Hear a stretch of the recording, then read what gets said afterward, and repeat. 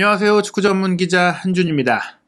안토니오 콘테 감독이 떠난 이후 토트넘 호스퍼의 첫 번째 경기, 크리스티안 스텔리니 감독 대행 체제의 토트넘이 에버튼과 2022-2023 시즌 프리미어리그 29라운드 원정 경기에서 1대1로 비겼습니다. 과연 스텔리니호의 경기력은 어떨지, 콘테 감독이 정말 지금까지 토트넘 경기가 좋지 않았던 원인이 맞는 것인지 드러날 수 있는 그런 경기였기 때문에 많은 궁금증들이 있었는데요.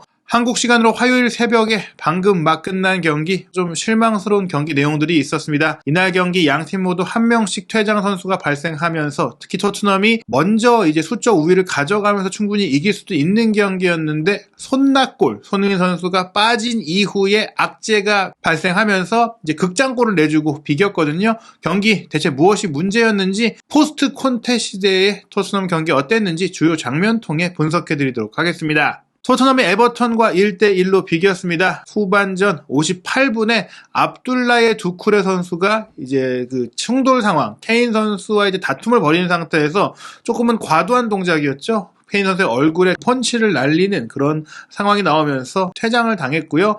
그 이후에는 이제 손흥민 선수가 조금 승리 굳히기 과정 속에 교체 아웃되고 루카스 모우라가 교체로 들어왔는데, 이 모우라 선수가 88분에 에버턴 수비수 마이클 킨의 정강이를 좀 거친 태클, 가격을 좀 하는 것 같은 태클로 저지하는 과정에서 또 퇴장을 당했어요. 그리고 나서 이 태클을 당했던 마이클 킨이 또 동점골을 넣는 그런 상황이 펼쳐졌습니다.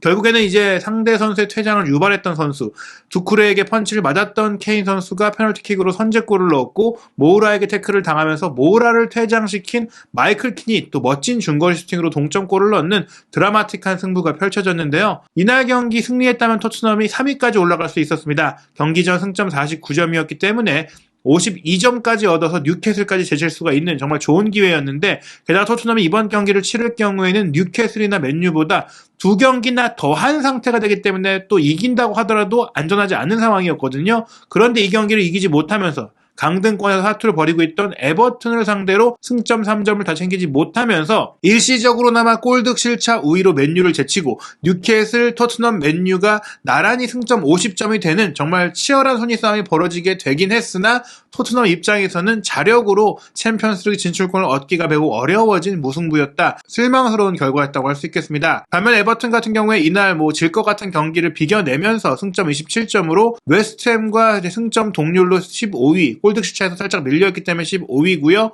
13위 울버햄튼과의 승점 차이도 1점, 12위 크리스탈 팰리스와의 승점 차이도 3점으로 좁히면서 잔류의 희망을 높이는 그런 결과가 됐습니다. 스텔리니 감독 대행 체제, 콘테가 떠난 이후의 첫 경기에서 토트넘은 부상 중이던 주장 위고 요리스 골키퍼가 선발 출전을 했고요. 3백은 벤 데이비스 선수가 이제 부상을 당하고 있기 때문에 로메로, 다이어, 랑글레로 구성이 됐어요. 좌우 윙백은 에메르송 로얄 선수가 무릎 수술로 시즌 아웃이 됐기 때문에 유일하게 남은 오른쪽 윙백 페드로 포로가 오른쪽에 배치됐고, 세세뇽도 아직 회복을 하지 못했기 때문에 왼쪽 윙백으로 유일하게 남은 페리시치가 예상대로 선발 출전했습니다. 2명의 중앙 미드필드로 호이비에르와 스킵, 공격 라인은 히샬리송 선수가 생각보다 큰 부상은 아니라고 하더라도 이번 경기까지는 회복하지 못하면서 손케콜 트리오가 나섰고요. 에버튼 같은 경우에는 핵심 공격수인 도미닉 칼버트 루인이 아직도 부상 중이고, 또 심스 선수가 유망주로서 떠오르고 있긴 하지만 선발로 나올 정도의 또 경험치를 갖고 있지 못하다 보니까 빠른 이제 윙포워드죠. 그레이 선수를 이제 가짜 9번으로 최전방에 배치한 4-5-1 대형으로 경기했습니다. 호진도를 보시면 말씀드린 대로 에버튼이 고드프리를 왼쪽 풀백, 콜먼을 오른쪽 풀백으로 두고 조금 수비적인 포백 라인을 구동을 했고요. 맥리를 왼쪽에 놔서 이제 정발로, 왼발로 크로스패스를 좀 호흡하게 하고, 이워비를 또 오른쪽에 놔서 안쪽으로 들어와서 공격을 좀 펼치게 하면서 그레이를 지원시켰고, 오나나, 게이의 두쿠레로 좀 탄탄한 3미드를 구축하면서 수비를 안정화하면서 선굴금 축구를 펼쳤습니다. 토트넘은 콘테 감독이 떠나지만 전술적인 변화는 없었어요. 물론 가용할 수 있는 자원 자체가 부상 선수들이 워낙 많기 때문에 부족하긴 했는데, 그래도 경기 전체적으로도 특별하게 이제 큰 변화는 없었다. 조금 더 신속하게 상대 지역으로 공을 좀 침투시키고 조금 스위칭 플레이를 시도해보려는 느낌들도 없지는 않았지만, 콘테 시대와 비교했을 때 크게 달라진 게 없다라고 말씀드릴 수 있겠습니다. 경기 초반에 좋은 장면들이 몇 개 있긴 했습니다. 스킵 선수가 이제 9분에 공을 운반해서 전진하는 과정 속에 왼쪽에서는 손흥민 선수, 오른쪽에서는 케인 선수가 나란히 침투를 했는데 손흥민 선수 쪽으로 조금 빠르게 패스를 줬다면은 치고 들어가서 슈팅까지 가져갈 수가 있었거든요. 그런데 스킵 선수가 이날따라 유독 조금 시야가 좁은 모습, 볼 컨트롤과 결정 타이밍이 늦는 모습들을 보였어요. 그러다 보니까 결국에는 상대 수비의 이제 전진 태클에 공을 이제 뺏기게 됐는데 튀어오른 공이 하필이면 또 케인 선수 쪽으로 흘러가는 토트넘 입장에서는 행운의 상황이 나왔거든요. 여기서 빠르게 감각적으로 케인 선수가 슈팅했지만 수비 6탄 방어에 막히는 장면으로 먼저 좋은 기회를 만들었던 토트넘입니다. 16분에는 토트넘에서 천덕꾸러기였던 두 선수가 좋은 플레이를 펼쳤는데요. 센터백 다이어가 왼쪽 전방으로 시원하게 롱패스를 전개했고 이 공을 받은 페리시치가 수비 한 명 앞에 두고 오른발로 꺾어 올린 크로스패스가 날카로웠거든요. 이 크로스패스를 케인 선수가 헤더 슈팅까지 마무리했는데 아슬아슬하게 골대 옆으로 빗나갔어요. 이게 좀 골대 안으로만 갔다면 토트넘이 일찌감치 골을 넣으면서 또 에버튼 원정이기 때문에 상대가 올라올 수밖에 없게 만들면서 쉽게 경기를 풀어갈 수도 있었는데 기회를 놓쳤습니다. 페리시치의 크로스는 이날 경기 꽤 괜찮았는데요. 21분에도 또 왼쪽 측면에서 접고 오른발로 올린 크로스 패스 반대편 오른쪽 윙백 포로가 침투하는 것에 맞춰서 정확하게 내줬는데 역시나 수비가 이제 6탄방으로 막아내면서 션 다이치 감독 부임 이후 에버튼 수비 라인의 집중력이 확실히 좋아졌다는 것을 느낄 수 있는 장면들이 있었고요. 24분에는 에버튼도 슈팅 기회를 잡았는데 미드필더 오나나가 문전까지 들어가서 수비 견제 속에서도 패스를 잘 내줬고 또 감각적인 조금 힐 패스처럼 연결이 됐어요. 그리고 레프트백인 고드프리가 또 공격까지 가담한 상태에서 논스톱 오른발 슈팅을 연결했는데 이 슈팅이 다이어의 머리에 맞고 굴절이 되면서 빗나갔습니다. 사실은 이제 골문 우측 부분이 많이 비어 있었기 때문에 제대로만 이제 슈팅이 연결됐더라면 다이어가 그 자리에 없었다면 에버튼이 선제골을 넣을 수도 있는 장면이었는데 다이어의 선방이었다고 할 수 있겠고요. 전반 막판에는 쿠루세스키 선수가 경기 내내 조금 부진한 모습 보이다가 한 차례 날카로운 몸놀림을 보이면서 손흥민 선수에게 좋은 패스를 내줬어요. 공을 받는 순간 휙 돌아가면서 타이밍을 빼앗았고 공을 운반하다가 오른쪽 배후로 침투해 들어갔던 손흥민 선수의 이제 대각선 움직임을 잘 보고 스루 패스를 줬거든요. 이 공을 받은 손흥민 선수가 픽포드와 1대1 상황까지 갔고 여기서 파포스트를 노리고 슈팅했는데 픽포드가 다리를 쭉 뻗으면서 선방을 했습니다. 다만 이 장면은 나중에 이제 클루세스키가 패스를 줄 때 손흥민 선수가 오프사이드 위치에 있던 것으로 확인이 되면서 공식 슈팅으로 기록되지는 못했지만 어찌됐거나 손흥민 선수가 그래도 배후 침투와 이제 슈팅 타이밍을 잡는 데 있어서 뛰어나다는 것을 다시 한번 확인했고 클루세스키가 이렇게 패스만 잘 준다면 경기 내내 계속 손흥민 선수가 침투는 잘하고 있었거든요. 충분히 기회가 올 수 있다. 그런데 좋은 패스가 오지 않는 게 좀 아쉽다. 이런 느낌들이 있는 그런 상황이었습니다. 전반전 경기 기록 살펴보면 토트넘이 65%로 확실하게 볼 점유율을 가져갔지만 에버튼은 말씀드린 대로 션 다이치 감독이 실리적인 축구를 구사하기 때문에 의미 있는 점유율이었다고 할 수는 없어요. 오히려 슈팅 숫자는 6대3으로 에버튼이 앞섰고 양팀 모두 빅찬스 하나가 있었지만 놓친 상황이 됐었죠. 기대 득점값도 0.36골과 0.38골로 거의 뭐 팽팽했다라고 할 수 있는 전반전이었는데요. 후반전에는 홈팀 에버튼이 훨씬 더 주도권을 많이 가져가게 됩니다. 오히려 전반전에는 토트넘이 이제 스텔링 감독 대행 체제에서 조금은 새로운 활력을 보이는 그런 장면들도 없지 않아 있었는데 후반전에는 하프타임 토크 이후의 효과가 에버튼이 더 좋았던 것 같아요. 토트넘 선수들의 실수가 많이 발생하는 그런 상황 속에서 47분에는 랑글레의 패스 미스, 다이어가 이 공을 지키지 못하고 빼앗기면서 오나나가 잘라내면서 가나 선수가 이제 문제에서 좋은 슈팅 기회를 맞이했는데 이 가나의 슈팅이 골대를 크게 넘겼기에 다행이었어요. 골대 안으로 들어갔더라면 속수무책으로 실점할 수밖에 없는 상황이었거든요. 이렇게 후반 초반 분위기를 에버튼이 가져가다가 변수가 생겼는데 바로 57분의 장면입니다. 케인 선수가 전방에서 경합하는 상태에서 조금 거칠게 플레이를 했고 에버튼 선수를 좀 가격하는 장면도 나왔거든요. 그런 가운데 두쿠레와 또 경합할 때 부딪혔고 서로가 유니폼을 잡아 당기면서 감정 충돌을 벌였는데 케인 선수가 두쿠레 선수의 유니폼을 좀 격하게 잡아 당기긴 했지만 이걸 뿌리치는 과정에서 두쿠레 선수가 팔을 쭉 뻗으면서 마치 펀치를 하듯이 케인 선수의 얼굴을 가격하는 명확하게 가격하는 장면들이 모두가 훤히 볼 수밖에 없는 그런 상황 속에서 펼쳐지면서 두쿠레 선수에게는 다이렉트 퇴장이 좀 주어졌고요. 케인 선수 역시 분명히 같이 충돌 상황에서 조금 격한 모습을 보였기 때문에 경고를 받게 됐는데 이렇게 토트넘이 수적 우위를 가져가게 되면서 분명히 유리한 상황이 됩니다. 에버턴이 후반 초반 분위기를 주도하고 있었는데 수적 열세가 되면서 공격 숫자 하나를 줄이고 수비를 좀 할 수밖에 없었고 그러다 보니까 토트넘 선수들이 많이 전진해가지고 공격 지역으로 많은 선수를 투입할 수 있었거든요. 66분 호이비에르 선수가 아무래도 에버튼이 말씀드린 최전방 선수를 좀 내리면서 전방 압박의 밀도를 낮추게 되자 편안하게 이제 전환 패스를 연결할 수 있었고 여기서 페리시 선수가 헤더 경합을 이겨내면서 어느새 공격까지 침투했던 로메로에게 패스를 줬거든요.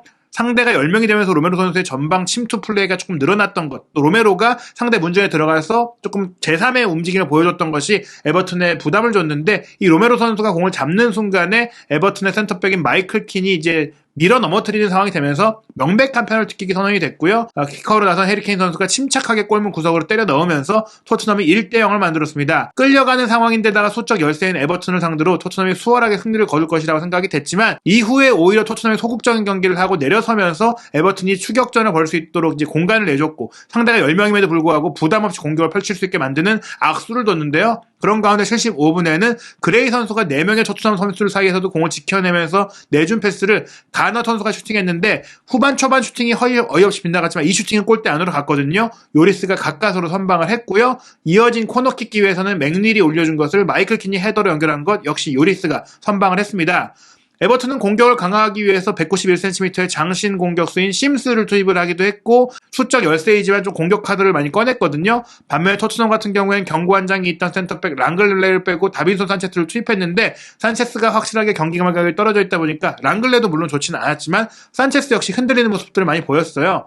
그런 가운데 82분 역시 수비 강화를 위한 카드이자 한국까지 다녀온 손흥민 선수의 체력을 안배하기 위해서 스텔리니 감독은 손흥민 선수를 빼고 루카스 모우라를 투입하게 됐는데, 이 선택이 손낙골, 손흥민 선수가 나가면 토트넘 수비가 흔들린다, 상대 수비가 올라오게 된다라는 악몽을 부르고 말았습니다. 손흥민 선수가 빠진 이후 에버튼은 84분에도 선수 교체를 단행하는데, 2명의 중앙 미드필더인 오나나와 가나를 빼고 데이비스와 가너를 투입하면서 미드필드 라인도 조금 더 공격적인 선수를 투입했는데요. 89분 에버튼이 총공세를 펼치고 올라오는 상태에서 마이클 킨이 이제 공을 전개하려고 할 때 모우라 선수가 좀 강하게 달려들면서 태클을 했는데, 이게 정강이를 발로 짓이기는 상황이 되면서 다이렉트 퇴장이 나왔고, 이렇게 토트넘도 수적 우위를 잃고 10대 10의 싸움이 됐을 때 이 파울을 당했던, 그리고 로메로에게 페널티킥을 내줬던 주인공이죠. 마이클 킨이 정말 기가 막힌 오른발 중거리 슈팅을 골문 구석으로 찔러 넣으면서 에버튼이 극장골, 후반 추가 시간 1분에 1대1을 만들었습니다. 그 이후에도 양팀 모두 극점기를 만들었어요. 6분의 추가 시간이 주어졌고 2명이나 퇴장이 발생했기 때문인데,